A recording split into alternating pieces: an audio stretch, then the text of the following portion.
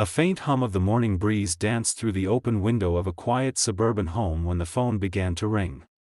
It was barely 7 a.m., and Mark, a middle-aged repairman with tired eyes and grease-stained hands, was finishing his first cup of coffee.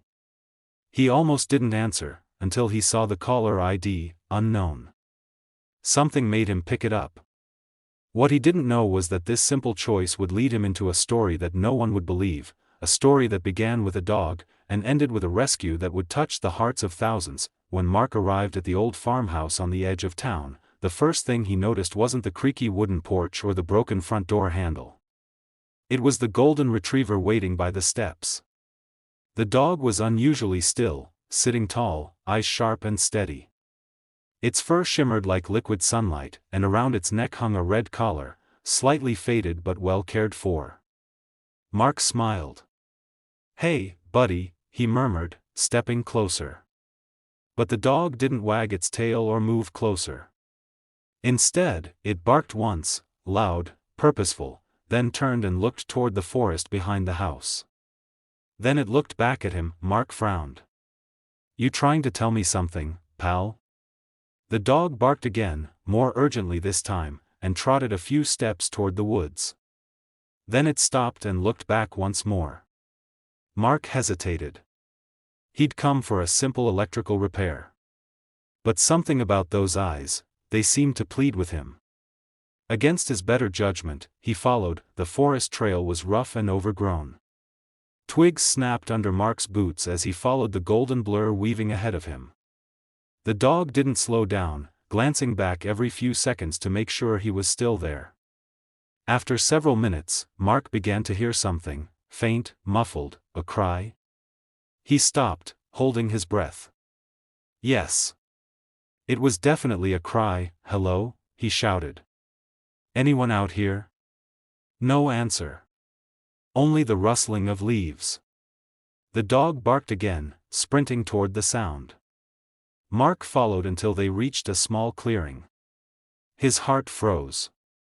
Beneath a fallen tree branch lay a young boy, no older than 10, pinned and unable to move.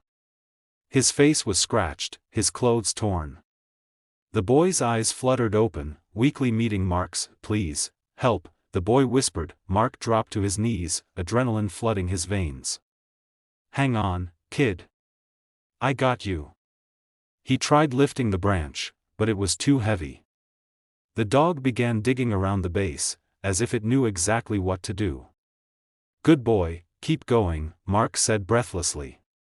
Using a nearby stick as leverage, Mark heaved again, and this time, the branch shifted just enough to free the boy's leg. Mark checked for a pulse, steady but weak. "You're gonna be all right. I promise." He pulled out his phone to call for help, but there was no signal. "Damn it." He looked at the dog. "We've got to get him out of here." The dog seemed to understand. It pressed against the boy's side, nudging him gently as Mark lifted him into his arms.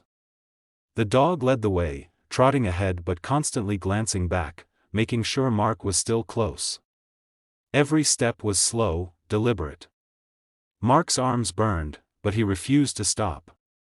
The boy murmured something, barely audible. "Sonny, you found him." Mark looked down at the retriever. "Sonny? He's yours?" The boy managed a faint nod before slipping into unconsciousness. By the time they reached the house, the ambulance had just arrived, called by a neighbor who'd seen Mark's truck and sensed something was wrong. Paramedics rushed in, taking the boy from his arms. Mark leaned against the porch, trembling with exhaustion, while Sonny sat beside him, panting softly. He looked down at the dog and whispered, "You're the real hero here, buddy." Sonny wagged his tail for the first time, leaning gently against Mark's leg. That night, Mark couldn't sleep. The image of the boy, pale and trapped beneath that tree, haunted him. But something else did too, the thought that, if he hadn't listened to the dog's call, that child might not have made it. He looked at his tools, at his work uniform hanging on the chair. For years, he'd thought his job didn't matter much, fixing wires, replacing parts, doing the same routine day after day. But now, it all felt different. Because that day, by simply choosing to follow, he'd been part of something that mattered deeply. The next morning, Mark drove to the hospital. The boy, Ethan, was awake. His mother sat beside his bed, tears streaming down her face. "You're the one who found him," she said when she saw Mark. "The doctor said if he'd been out there another hour, he might not have survived." "Thank you." Mark shook his head, smiling softly. "Don't thank me.